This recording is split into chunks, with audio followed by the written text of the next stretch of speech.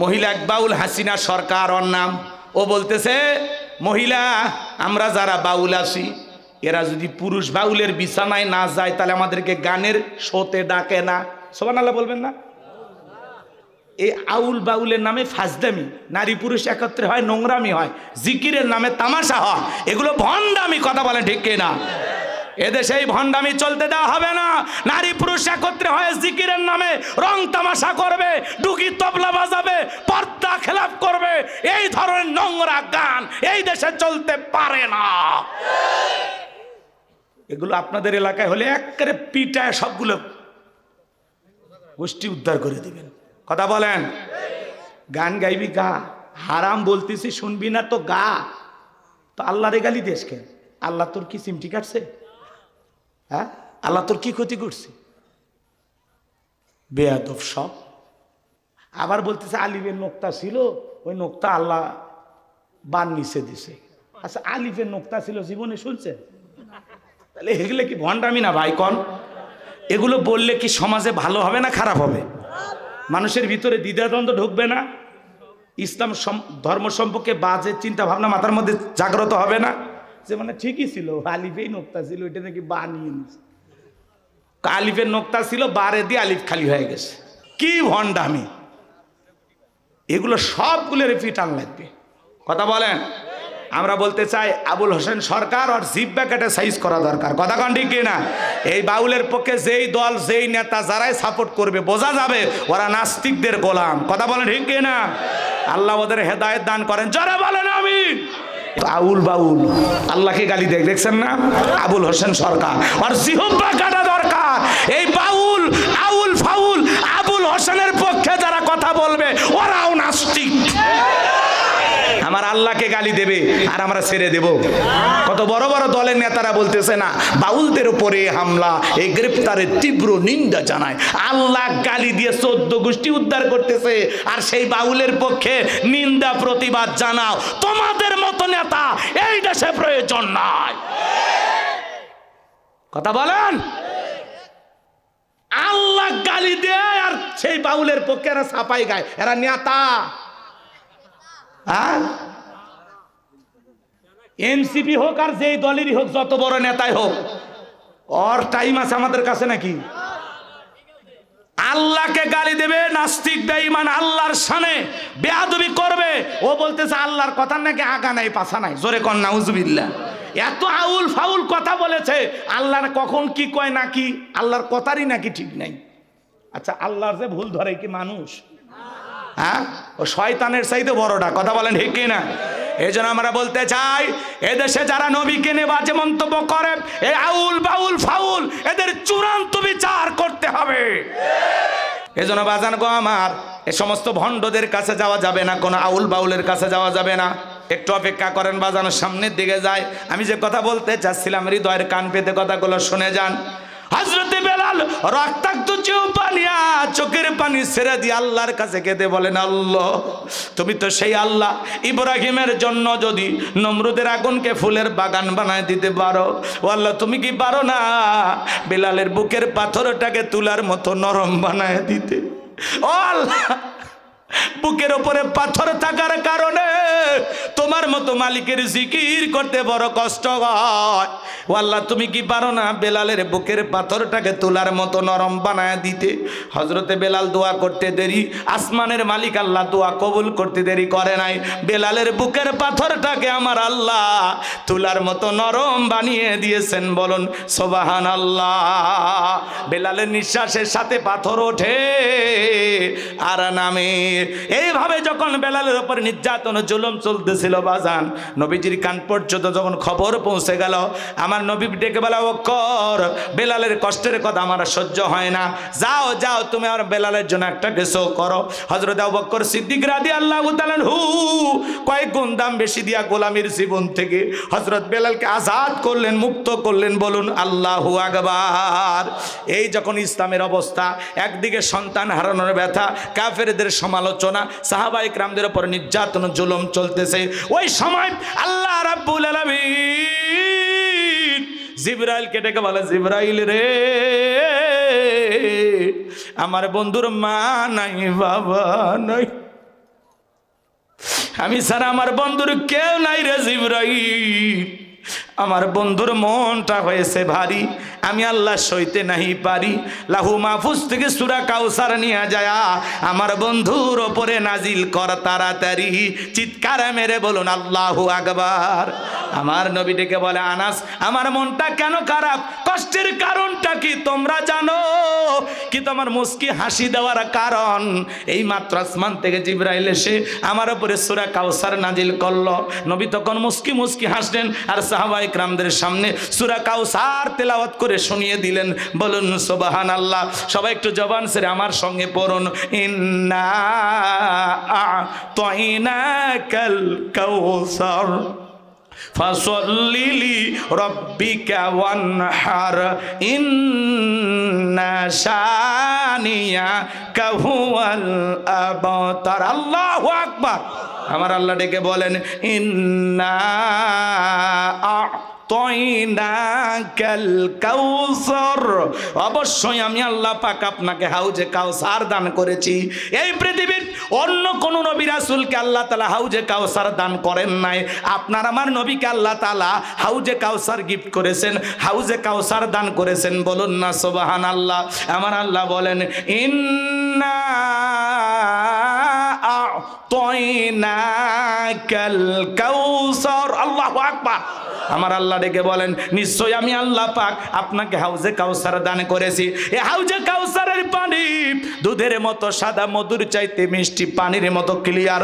ওই কঠিন কিয়ামতের ময়দানে যেদিন বিচার দিবস কায়েম হয়ে যাবে, বিচার দিবসের একদিন হবে 50,000 বছরের সমান। যেদিন সূর্য সোহাত মাথার উপরে চলে আসবে, মানুষের মাথার মগজগুলো টকবক করে গলতে থাকবে। যেদিন বেঈমানদের জিহ্বা নাভি পর্যন্ত চলে আসবে, যেদিন পাহাড় পর্বত নদী ডালা খাল বিল বিল্ডিং আমারত কোনো কিছু থাকবে না। কুল্লু মান আলাইহা ফান। এই পৃথিবীর জমিনে সবকিছু আল্লাহ তাআলা ধ্বংস করে দিবেন। গত শুক্রবারে বাজান 10:48 হালকা একটু ভূমিকম্প হয়েছিল। ইজা জুলজিলাতিল আরদু জিলজালাহা, প্রবল প্রকম্পনে যেদিন পৃথিবীটা কেঁপে উঠবে। জিলজাল ভূমিকম্পের নামে আল্লাহ তাআলা 1500 বছর আগে একটা সূরা নাজিল করেছেন। যেদিন পৃথিবীটা কেঁপে উঠবে, আল্লাহ যেদিন পৃথিবীটাকে কাঁপাবেন, ওই দিন পৃথিবীর জমিনে যা কিছু আছে সব চূর্ণ বিচূর্ণ হয়ে যাবে। ইসরাফিল যেদিন বাঁশিতে ফুৎকার মারবে বাজান, পুরো দুনিয়াটা ভেঙে মেসাকার হয়ে যাবে, চূর্ণ বিচূর্ণ হয়ে যাবে, সব ওলটপালট হয়ে যাবে, কিচ্ছু থাকবে না। হালকা করে আল্লাহ নাড়া দিয়েছে, এটা সিগনাল দিল, সিগনাল, বান্দা পাপ করিস না, গুনাহ করিস না। অনেকগুলো কারণে ভূমিকম্প হয়, বলতে গেলে কষ্ট হবে আপনাদের, কথা বুঝতে পারছেন? আল্লাহ তো পৃথিবী এমনি নাড়া দেয় না, নাড়া দেয় কখন? যখন পৃথিবীতে পাপের বোঝাটা বেড়ে যায়। কষ্ট ওই দিন কেউ বাঁচবে না, পৃথিবীর সব কিছু চূর্ণ বিচূর্ণ করে দেবেন কে? আমার ভাইয়েরা, লম্বা করার কোনো সুযোগ নাই বাজান।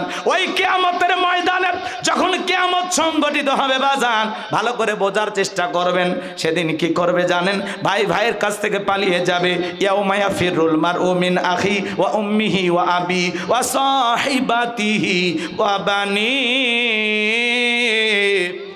সেদিন ভাই ভাইয়ের কাছ থেকে পালিয়ে যাবে, মাতা পিতা সন্তানের কাছ থেকে পালিয়ে যাবে, স্ত্রী স্বামীর কাছ থেকে পালিয়ে যাবে। ওই কঠিন কিয়ামতের ময়দানে কেউ কারো উপকারে আসবে না।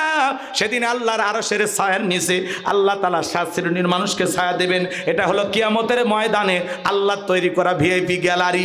সেদিনে মানুষ দলে দলে পানি পানি বলে চিৎকার মারবেন আর বিশ্ব নবীর দিকে রওনা করবেন। নবীজি হাউজে কাউসারের পিয়ালা নিয়ে দাঁড়িয়ে থাকবেন। কিছু মানুষের সামনে আল্লাহ তাআলা পদ্মার আবরণ তৈরি করে দিবেন।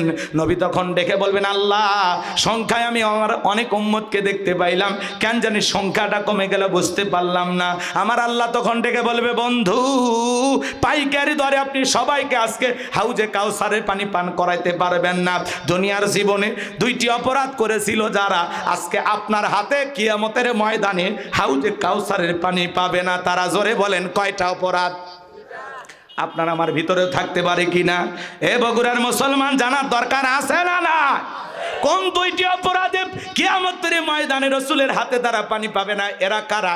একটু পরে বলতেছি বাজান, দিল দিয়ে কথাগুলো বোঝার চেষ্টা করেন। মানুষ দলে দলে নবীজির কাছে যাবেন, নবীজি হাউজে কাউসারের পিয়ালা নিয়ে দাঁড়িয়ে আছেন, দুই নয়ন ভরে নবীকে দেখবেন আর নবীজির হাতে হাউজে কাউসারের পানি পান করবেন। এই সৌভাগ্যবান উম্মতকে আপনারা হতে চান?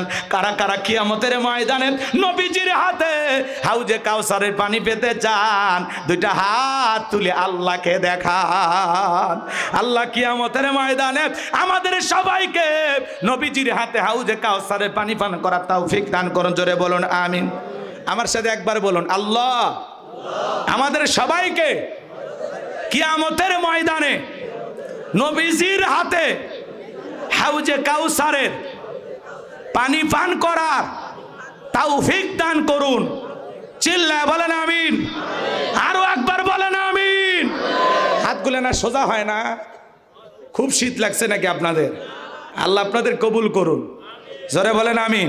একটা জোরে সোরে তাকবীর দেন। মেলায় যারা ঘুরতেছে ওরা যেন পড়ে যায়। লিল্লাহি তাকবীর, লিল্লাহি তাকবীর। মেলা পর্যন্ত গেছে গেছে। বসে পারছেন আপনারা? আলহামদুলিল্লাহ। কষ্ট পাচ্ছেন বাজান? নবীজি হাউজে কাউসারের পিলেনে দাঁড়ায় থাকবেন। চিন্তা করা যায়? নবীকে দেখবেন আর পান করবেন। ইস, এই দৃশ্য কি আপনি মিস করতে চান? তাহলে পুরো কিয়ামতের মাঠে তো আপনি হতভাগা। কথা বলেন।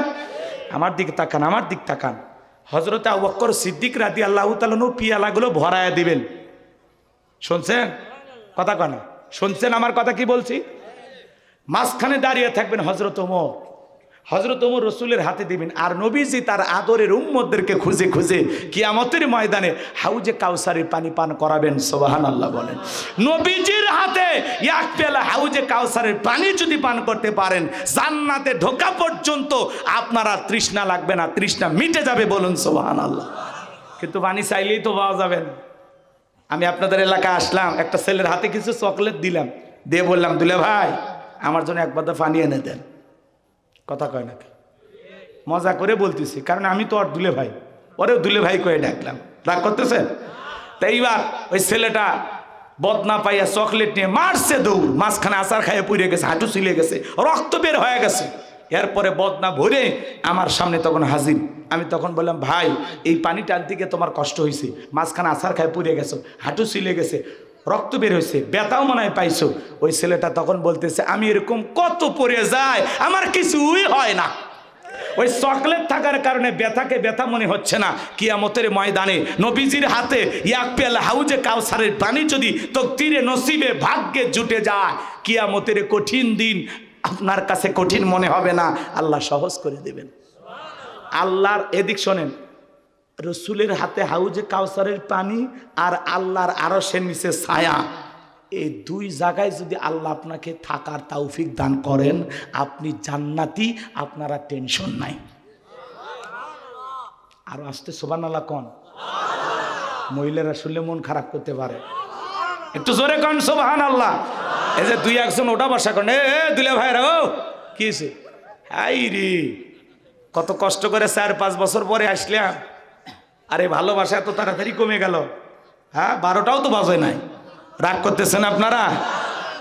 কোরআনের তাফসির সবাই বোঝেন, এতক্ষণ ঘটনা বলছি সবাই শুনছে না? এখন একটু ভেঙে ভেঙে তাফসির করতেছি আর মাথা ঢুকতেছেন। রাগ করতেছেন? আপনি কি কনফার্ম আপনি হাউজে কাউসারের পানি পাইছেন? আচ্ছা কথা কয় না, পাইছেন? পাইছেন? আলহামদুলিল্লাহ। রাগ করতেছেন আমার কথা? কি রাগ করতেছেন? আমার কথা একটু জবাব দেন। হাউজে কাউসারের পানি চাইলে কি পাওয়া যাবে? কষ্ট করা লাগবে না? কথা বলেন। একটু ঠান্ডা পানি দোজবানা নামাজ আদায় করলে, হঠাৎ করে নামাজ ধরলে পুরাতন মুসল্লি যারা থাকে এরা বলে, বাপরে বাপ, সূর্য আজ কোন দিকে উঠছে? উত্তর পাড়ার বাসা দিকে মসজিদে। নামাজ পড়বি না, 2 দিন পরে ছেড়ে দিবি, আল্লাহর সাথে তামাশা করিস না, এরকম বলে কি না? ওই মুরব্বীদেরকে বলতেছে, চাচা দাওয়াত দিয়ে তো 5 জনকে মসজিদে আনতে পারেন না, একটা লোক হঠাৎ করে নামাজ ধরেছে, তার নিয়ে কেন সমালোচনা করেন? কেন ঠাট্টা বিদ্রুপ করেন? আপনি পারলে তার জন্য দোয়া করেন যে ভাতিজা তুমি মসজিদে আসছো দেখে দিলটা ভরে গেছে, আল্লাহর কাছে দোয়া করি আল্লাহ যেন মৃত্যু পর্যন্ত তোমাকে সালাত আদায় করার তৌফিক দান করেন। কথা বলেন ঠিক কিনা? আপনি দোয়া করেন, ভালোবেসে বুকে টানেন, কিন্তু আপনি সমালোচনা কেন করেন? আপনার সমালোচনা শুনে ওই লোক যদি পরের দিন থেকে আল্লাহর ঘর মসজিদে না আসে, আল্লাহর কাছে কি জবাব দেবেন? কথা বলেন। অতএব কোনো মানুষ হঠাৎ করে নামাজ ধরলে, হঠাৎ করে পরিবর্তন হওয়া দেখলে সমালোচনা করা, তার মনে কষ্ট দেওয়া, পারলে আরো আসর বইরা বলেন ভাই এক কাপ চা খাবেন আমার সাথে, কথা কন, ভালোবাসা দেন, বুকে টেনে নেন। যুবক বয়সে দাঁড়িয়ে রাখছে, এটা নিয়ে সমালোচনা, কয় এই বয়সে দাঁড়িয়ে রাখলি, বউ নিয়ে ঘুরতে গেছে, কয় ভাবি আসসালামু আলাইকুম, সাথে চাচার খবর কি? বউ বাড়িতে সে রাগ করে, বাহিরে তোমার সাথে যাওয়া যায় না কেন? কয় আমার ডাকে ভাবি আর তোমারটাকে চাচা। যেই বউ নবীর সুন্নত দাড়িকে মহব্বত করে না, এই বউ আপনাকে 100% ভালোবাসা দিতে পারে না। কথা বলে ঠিক না? দাড়ি হলো পৃথিবীর সকল নবীদের মুখে ছিল, এই দাড়ি হলো একটা স্পেশাল সুন্নত। সুবহানাল্লাহ কোন? টুপি খোলা যায়, জুব্বা খোলা যায়, দাড়ি খোলা যায়? মহিলার মুখেও দাড়ি নাই, পুরুষের মুখেও দাড়ি নাই। দাড়ি ছাড়া পুরুষকে পুরুষের মতো লাগে না। কথা কন? 50-60 বছর বয়স হয়ে গেছে, চামড়া জোরে গেছে, তারপরে সেলুনে যা কয় মারিয়ে দে, কয় চাচা চামড়া জোরে গেছে, প্লাস দিয়ে টানে টেনে সেভ করা লাগে, খুব কষ্ট হয়, আপাতত দাড়িটা ছেড়ে দেন। চাচা কয় না ভাতিজা চুলকে চুলকে, তোমার দাড়ি রাখলে চুলকায়, কবরে যা ফেরেশতারা চুলকানির মলম নিয়ে বসে আছে, জাগা মতো মলম লাগা দিবি। কথা কন ঠিক কি না?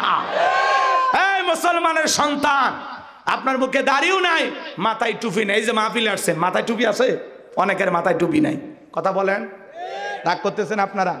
আচ্ছা, বগুড়া শেরপুর থেকে হানিফ গাড়িতে উঠছেন, আপনার টার্গেট হলো আপনি ঢাকায় যাবেন, আল্লাহ না করুক যমুনা সেতুতে যাওয়ার আগেই গাড়ি দুর্ঘটনা আপনি মারা গেছেন, পকেটে টুপিও নাই, মুখে দাড়িও নাই, মরার পরে মানুষ চেনটা খুলে দেখবি মাথা কাটান আছে না, কথা কন ঠিক কিনা? এজন্য ভাইরা আমার, আপনি মুসলমানের সন্তান, অন্তত যে কোনো একটা চিহ্ন নিয়ে ঘোরেন, মাথায় টুপি বা মুখে দাড়ি, দেখে বুঝবে এটা মুসলমান। আপনাকে আর কোনো কিছু কোনো জায়গায় হাতাবে না, কোনো কিছু দেখবে না, কিন্তু আপনার টুপিও নাই, মুখে দাড়িও নাই, মরার পরে ইজ্জত খুলে দেখবে। কথা কন ঠিক কিনা? তা আপনি কি চাচ্ছেন মরার পরে মানুষ দেখুক?